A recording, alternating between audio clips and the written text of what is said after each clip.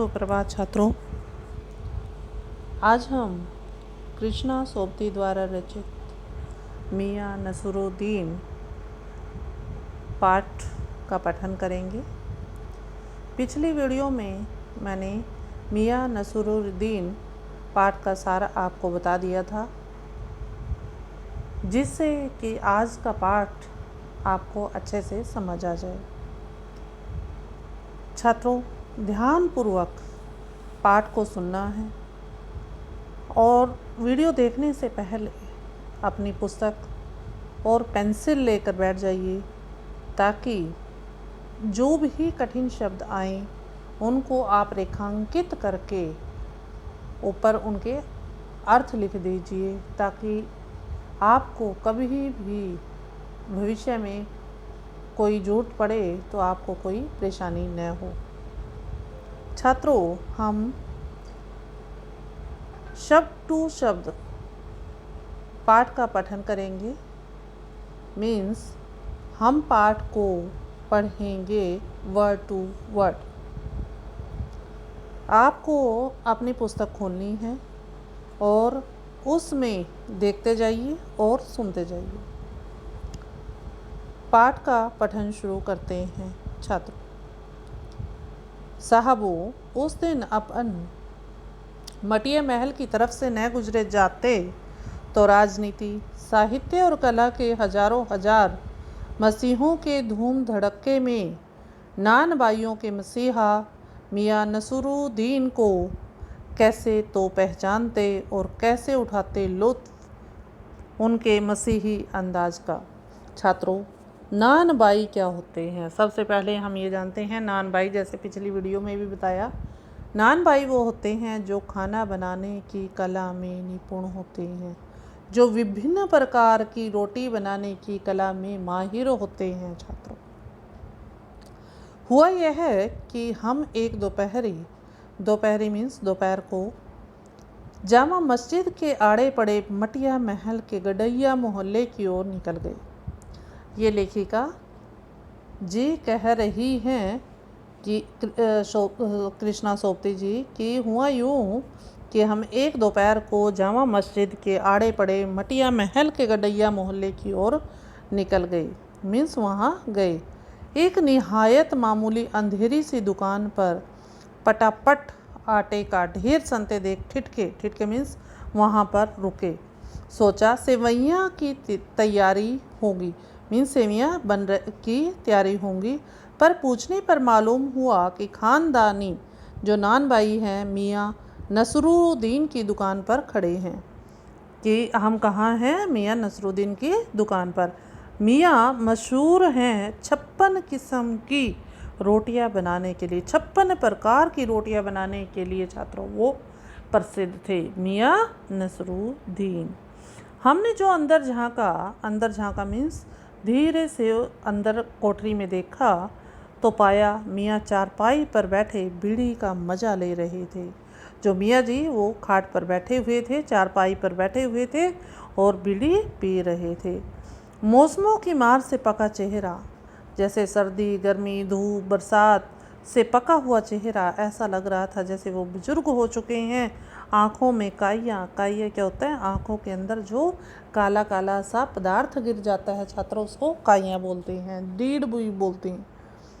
भोलेपन और पेशानी पर मंजे हुए कारीगर के तेवर। कारीगर क्या होते हैं? काम करने वालों के तेवर मीन्स मिजाज, नखरे।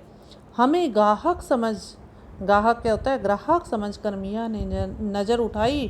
फरमाइए, झिझक से कहा। हमने भी थोड़ी सी शर्म से, हेजिटेशन से कहा, आपसे कुछ एक सवाल पूछने थे, आपको वक्त हो तो? ये कौन कह रहा है? लेखिका कृष्णा सोबती मियाँ नसरुद्दीन से कह रही हैं कि हमें आपसे कुछ सवाल पूछने थे, अगर आपके पास समय है तो। मियाँ नसरुद्दीन ने 5000 अंदाज से सिर हिलाया। निकाल लेंगे वक्त थोड़ा, पर यह तो कहिए आपको पूछना क्या है? फिर घूर कर देखा और जोड़ा, मियाँ कहीं अखबार नवीस तो नहीं हो? मीन्स अखबार में काम करने वाले यह तो खोजियों की खुराफात है। हम तो अखबार बनाने वाले और अखबार पढ़ने वाले दोनों को निठल्ला समझते हैं। ये किसने कहा? मियाँ नसरुद्दीन ने, कि जो अखबार में काम करते हैं, चाहे वो पढ़ते हैं या अखबार में काम करते हैं, हम उनको निठल्ला समझते हैं कि उनके पास कोई काम नहीं है। हाँ, कामकाजी आदमी को इससे क्या काम है? खैर, आपने यहाँ तक आने की तकलीफ़ उठाई ही है, तो पूछिए क्या पूछना चाहते हैं। पूछना यह था कि किस्म किस्म की रोटी पकाने का इल्म आपने कहाँ से हासिल किया, कि जो आप विभिन्न प्रकार की रोटियां बनाने की तालीम जो है आपने कहाँ से प्राप्त की। मियाँ नसरुद्दीन ने आँखों के कंचे हम पर फेर दिए। एक आँखों के कंचे, जो आँख के अंदर काला काला जो गोल राउंड सा होता है जिसको हम पुतली बोलते हैं, वो लेखिका की तरफ कर ली। फिर तरेर कर बोले, क्या मतलब? पूछिए साहब।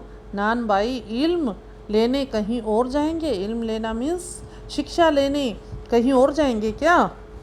क्या नगीना साज के पास जो सुनार का काम करते हैं, या हम क्या आईना साज के पास जाएंगे जो आईना बनाते हैं, या मीना साज के पास जाएंगे, या रफूगर, या रंगरेज जो रंगरेज कहता है कपड़ा रंगने वाले, या तेली तंबोली से सीखने जाएंगे रोटी बनाना? क्या फरमा दिया साहब, यह तो हमारा ख़ानदानी पेशा ठहरा। हाँ, इल्म की बात पूछिए। इल्म की बात, यह तो हमारा ख़ानदानी पेशा ठहरा। हाँ, इल्म की बात पूछिए तो जो कुछ भी सीखा अपने वालिद उस्ताद से, कि हमने तो जो काम सीखा है वो अपने पापा से सीखा है। हाँ, मतलब यह है कि हम घर से न निकले कि कोई पेशा अख्तियार करेंगे। जो बाप दादा का हुनर था उन्हीं उनसे पाया, और वालिद मरहूम के उठ जाने पर आ बैठे उन्हीं के ठिये पर। ठिया मीन्स उन्हीं की जगह पर। वालिद जो मरहूम के उठ जाने पर, कि उनके पिता की मृत्यु होने पर, वे उन्हीं के जगह पर, उन्हीं के स्थान पर आकर, जहाँ वो दुकान थी वहाँ पर आकर बैठ गए। आपके वालिद क्या? क्वेश्चन मार्क किया लेखिका ने। क्या आपके वालिद क्या? मियाँ नसरुद्दीन की आंखें लम्हा भर को, एक पल के लिए किसी भट्टी में गुम हो गई। उन्होंने अपना ध्यान लेखिका की तरफ से हटाकर भट्टी की तरफ लगा दिया। लगा गहरी सोच में है। फिर सिर हिलाया। क्या आंखों के आगे चेहरा जिंदा हो गया? हाँ, हमारे वालिद साहब मशहूर थे मियाँ बरकत शाही नान भाई गड़िया वाले के नाम से, और उनके वालिद यानी उनके पापा हमारे दादा साहिब थे आला नान भाई मियाँ कल्लन। ये उनके दादा का नाम था। छात्रों, इसको रेखांकित कीजिए। उनके पिता का नाम क्या था? मियाँ बरकत शाही नान भाई, और उनके दादाजी का नाम क्या था? आला नान भाई मियाँ कल्लन। आपको इन दोनों में से किसी किसी की भी कोई नसीहत याद हो, कि जो उन्होंने आपको नसीहत दी हो, समझाया हो? क्या कुछ याद है? नसीहत काहे की मियाँ? काम करने से आता है, नसीहत से नहीं आता। वजह फरमाया है कि सही बोला है आपने, पर यह तो बताइए कि जब आप हमसे भट्टी की ओर इशारा किया, इस काम पर लगे, तो वालिद साहिब ने सीख के तौर पर कुछ तो कहा होगा कि क्या करना है आपको और क्या नहीं करना है। नसरुद्दीन साहिब ने जल्दी जल्दी 2-3 कश खींचे, फिर गला साफ किया। कश खींचे मीन्स बीड़ी पी रहे थे, उसको अंदर की तरफ सांस लिया, फिर गला साफ किया और बड़े अंदाज से बोले, अगर आपको कुछ कहलवाना ही है तो बताए दिए देते हैं। आप जानो, जब बच्चा उस्ताद के यहाँ पढ़ने बैठता है तो उस्ताद कहता है, उस्ताद क्या होता है? गुरु, जिसके पास वो पढ़ने के लिए जाता है, शिक्षा लेने के लिए जाता है। कह अलिफ, जैसे जैसे गुरु उसको सिखाते हैं वैसे वैसे छात्र बच्चे उसको सीखते हैं। अलिफ क्या होता है? ये उर्दू का वर्ड है छात्रों। इसका अलिफ का अर्थ है, जैसे हमारे में वर्ण होते हैं अ, आ, ई, ऊ, इनका भी वर्ण है ये अलिफ, अक्षर। बच्चा कहता है अलिफ। कह बे, बच्चा कहता है बे, कि जैसे जैसे गुरु बोलता है कि मेरे पीछे बोलो, ऐसे ही वो बच्चा बोलता है। कह जीम, बच्चा कहता है जीम।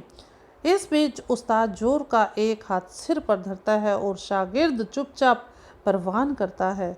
समझे साहिब, एक तो पढ़ाई ऐसी और दूसरी डैश डैश डैश। बात बीच में छोड़ सामने से गुजरते मीर साहिब को आवाज़ दे डाली। सामने से कोई जा रहा था, बात को काटते हुए उन्होंने उसको आवाज़ दी।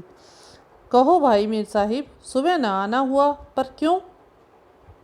मीर साहिब ने सिर हिलाया। मियाँ, अभी लौट के आते हैं तो बताएंगे कि हम जा रहे हैं, जब वापस आएंगे तो आपको बता देंगे। आप दूसरी पढ़ाई की बाबत कुछ कह रहे थे ना? इस बार मियाँ नसरुद्दीन ने यूं सिर हिलाया कि सुकरात हूँ। हाँ, एक दूसरी पढ़ाई भी होती है, सुनिए। अगर बच्चे को भेजा मदरसे तो बच्चा न कच्ची में बैठा, मीन्स ना उसने नर्सरी की, ना LKG, ना UKG, तो अब हो गया वो सीधा तीसरी में, न दूसरी में, और जा बैठा तीसरी में। हम यह पूछेंगे कि उन 3 जमातों का क्या हुआ? क्या हुआ उन 3 क्लासों का? क्लासों मीन्स कक्षा का। अपना ख्याल था कि मियाँ नसरुद्दीन नानबाई अपनी बात का निचोड़ भी निकालेंगे, पर हम ही पर दागते रहे कि लेखिका की तरफ ही वो क्वेश्चन पे क्वेश्चन करते रहे। आप ही बताइए, उन 2-3 जमातों का कक्षाओं का क्या हुआ होगा? यह बात मेरी समझ के बाहर है। इस बार शाही नानबाई मियाँ कल्लन के पोते अपने बचे खुचे दांतों से मीन्स छात्रों, उनके दांत टूट गए थे और जो बचे हुए थे 1-2 दांत, उनके साथ उन्होंने खिलखिला के हंसे। मतलब मेरा साफ न था। लो साहिबों, अभी साफ हुआ जाता है, जरा सी देर को मान लीजिए हम बर्तन धोना न सीखते। ये क्या कह रहे हैं कि नानबाई बनने से पहले अगर हम बर्तन धोना नहीं सीखते, हम भट्टी बनाना नहीं सीखते, भट्टी को आंच देना ना सीखते, तो क्या हम सीधे सीधे नानबाई का हुनर सीख जाते? मियाँ नसरुद्दीन हमारी ओर कुछ ऐसे देखा किए कि उन्हें हमसे जवाब पाना हो, कि वो कुछ सुनने के इच्छुक थे कि लेखिका अब उनसे कुछ कहे। फिर बड़े ही मंजे अंदाज से कहा, कहने का मतलब साहिब यह है कि तालीम भी बड़ी चीज़ होती है, कि इसको सीखने के लिए तालीम की ज़रूरत होती है। सिर हिलाया है साहिब, माना? मियाँ नसरुद्दीन जोश में आ गए। हमने न लगाया होता खोमचा तो आज क्या यहाँ बैठे होते?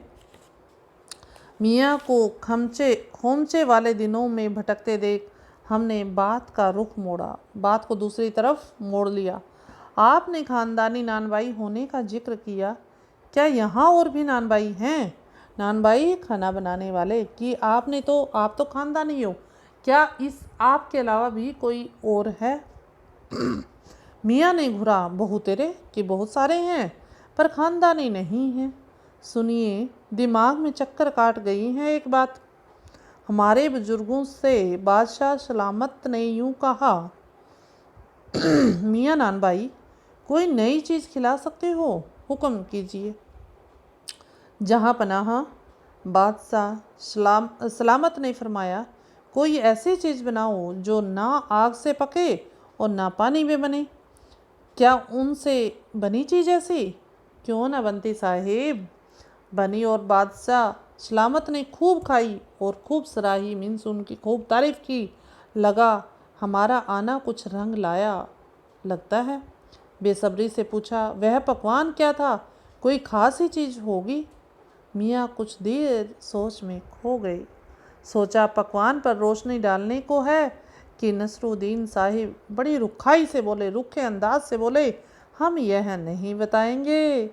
बस आप इतना समझ लीजिए, कितना समझ लीजिए कि एक कहावत है कि न कि खानदानी नानबाई कुएं में भी रोटी पका सकता है। कि ये कहावत है कि जो खानदानी नानबाई हैं वे कुएं में भी रोटी बना सकते हैं। कहावत जब भी गढ़ी गई हो, हमारे बुजुर्गों के कर्तव्य पर ही पूरी उतरती है। कर्तव्य मीन्स उनके काम पर। मज़ा लेने के लिए टोका। कहावत ये सच्ची भी है कि मियाँ ने तरेरा, मियाँ ने घूर कर देखा, और क्या झूठी है? आप ही बताइए, रोटी पकाने में झूठ का क्या काम? सिर हिलाना पड़ा। ठीक फरमाते हैं। फरमाना मीन्स कहना कि आपने बिल्कुल सही कहा। इस बीच मियाँ ने किसी और को पुकार लिया, मियाँ रहमत। अब रहमत को, इस वक्त किधर को?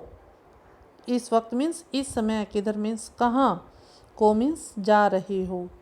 अरे वह लौंडिया न आई रुमाली लेने, रुमाली रोटी लेने वो लड़की नहीं आई।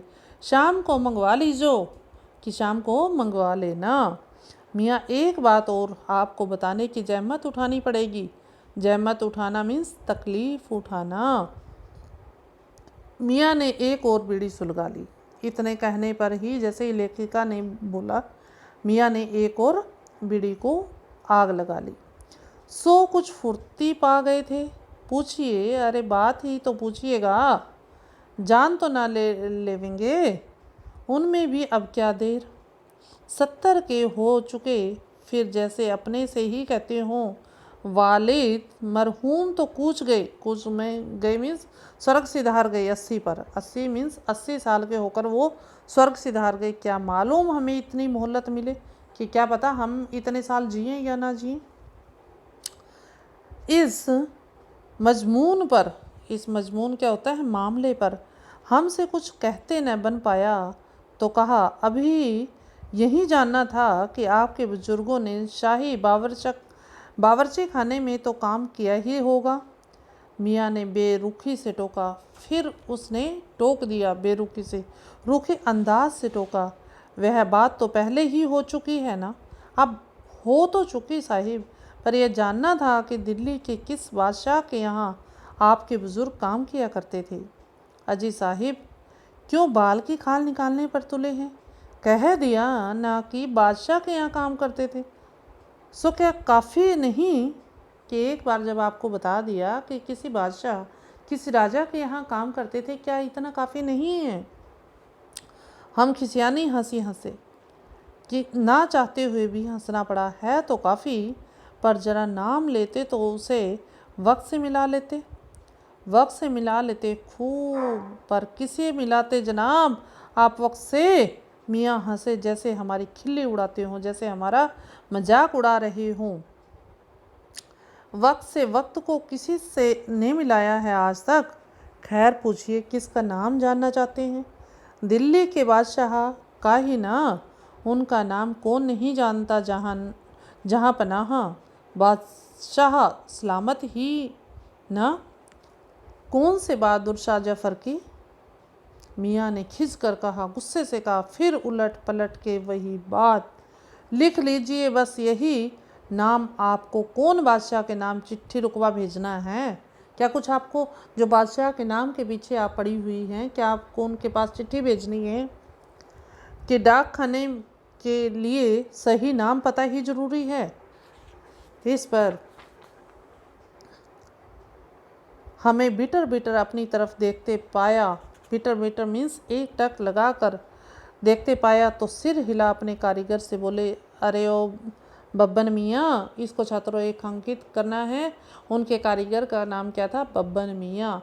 भट्टी सुलगा दो तो काम से निपटे, काम से छुटकारा मिले। यह बब्बन मियाँ कौन है साहिब? फिर लेखिका उससे पूछती है मियाँ नसरुद्दीन से कि बब्बन मियाँ कौन है? मियाँ ने रुखाई से जैसे फाँक की काट दी हो, अपने कारीगर और कौन होंगे? मन में आया पूछ लें, आपके बेटे बेटियां हैं? कि लेखिका कह रही है इसमें कि मन में तो आया कि मैं इनसे पूछूं कि जो बब्बन मियाँ हैं आपके बेटे बेटियां हैं क्या? पर मियाँ नसरुद्दीन के चेहरे पर किसी दबे हुए अंधड़ के आसार देखकर यह मजमून क्या होता है, मामला न छेड़ने का फैसला किया कि मैं इनसे नहीं पूछूंगी कि आपके बच्चे हैं या नहीं। इतना ही कहा, ये कारीगर लोग आपकी शागिर्दी करते हैं। शागिर्दी मीन्स क्या ये कारीगर आपके शिष्य हैं? खाली शागिर्दी ही नहीं साहिब, फिर वो क्या कहते हैं मियाँ नसरुद्दीन, ये शागिर्दी ही नहीं करते, जिनकी मजदूरी देता हूँ कि इनको इनका पैसा भी देता हूँ 2 रुपये मन आटे के। अगर आटे से काम करवाता हूँ तो 2 रुपये एक मन के देता हूँ, और अगर मैदे से कुछ काम करवाता हूँ तो 4 रुपये मन के हिसाब से देता हूँ। ज़्यादातर भट्टी पर कौन सी रोटियां पका करती है? फिर लेखिका ने सवाल किया कि ज़्यादातर आटे की रोटियां बनती हैं या मैदे की। मियाँ को अब तक इस मजमून में कोई दिलचस्पी बाकी न रही थी। मजमून क्या बोला है मैंने छात्रों? ये मजमून बार बार शब्द आ रहा है, ये उर्दू का शब्द है और इसका अर्थ है मामला। फिर भी हमसे छुटकारा पाने को बोले कि पीछा छुड़े लेखिका से। उन्होंने फटाफट रोटियों के नाम गिनवाए। रोटियों के नाम क्या हैं छात्रों? बाकर खानी, शीरमाल, ताफतान, बेसनी, खमीरी, रुमाली, गाँव दीदा, गजेबान, तुनकी। फिर तेवर चढ़ा, फिर गुस्से में आ गई। हमें घुर कर कहा, तुनकी पापड़ से ज़्यादा महीन होती है कि जो तुनकी रोटी है वो जिस प्रकार का पापड़ होता है उससे भी बारीक होती है। महीन मीन्स बारीक होती है, पतली होती है। हाँ, किसी दिन खिलाएंगे आपको कि जो ये पतली रोटी है होती है तुनकी, ये हम आपको किसी दिन खिलाएंगे। एकाएक अचानक मियाँ की आंखों के आगे कुछ कौंध आया। कौंध आना मीन्स ख्याल आया। एक लंबी सांस भरी और किसी गुमशुदा याद को ताज़ा करने को कहा। उतर गए वे ज़माने। फिर वो क्या कहते हैं कि वो ज़माने चले गए। और गए वे कद्रदान। कद्रदान क्या होता है? चाहने वाले। जो खाना पकाने की और खाने की कद्र करना जानते थे। मियाँ अब क्या रखा है कि अब वो कहते हैं कि पहले उनकी लोग कद्र करते थे, तारीफ़ करते थे, लेकिन अब क्या हो गया? निकली तंदूर से निगली और हजम। अब लोग रोटी बनाते हैं, तंदूर से निकालते हैं और निगल लेते हैं, खाते नहीं हैं, निगल लेते हैं और हजम कर जाते हैं। छात्रों, ये था मियाँ नसरुद्दीन पाठ जो कृष्णा सोबती द्वारा रचित था। ये आपने सुना, इसका पठन किया, इसका सार भी हो चुका है छात्रों। अब जो इसके क्वेश्चन आंसर हैं छात्रों, जैसे मियाँ नसरुद्दीन को नानबाई क्यों का मसीहा क्यों कहा जाता है? लेखिका मियाँ नसरुद्दीन के पास क्यों गई थी? बादशाह के नाम का प्रसंग आते ही लेखिका की बातों में मियाँ नसरुद्दीन की दिलचस्पी क्यों ख़त्म होने लगी? ये 5 क्वेश्चन हैं छात्रों। ये या पाठ में मियाँ नसरुद्दीन का शब्द चित्र लेखिका ने कैसे खींचा है, पहले आप इतना ही फाइंड आउट करना है। चैप्टर को दोबारा से पढ़कर उत्तरों को खोजना है, और खोजने के बावजूद जो मैं उसमें PDF में जो इसके उत्तर भेजूंगी उसको देखकर आप अपनी कॉपी में लिखोगे, और कॉपी में लिखने के बाद उसकी पिक लोगे, उसकी फ़ोटो खींचोगे और ग्रुप में भेजोगे ताकि मैं उनको चेक करूं कि आपने काम किया है या नहीं। ठीक है छात्रों, आप घर पर रहिए, स्वस्थ रहिए और काम करते रहिए। धन्यवाद।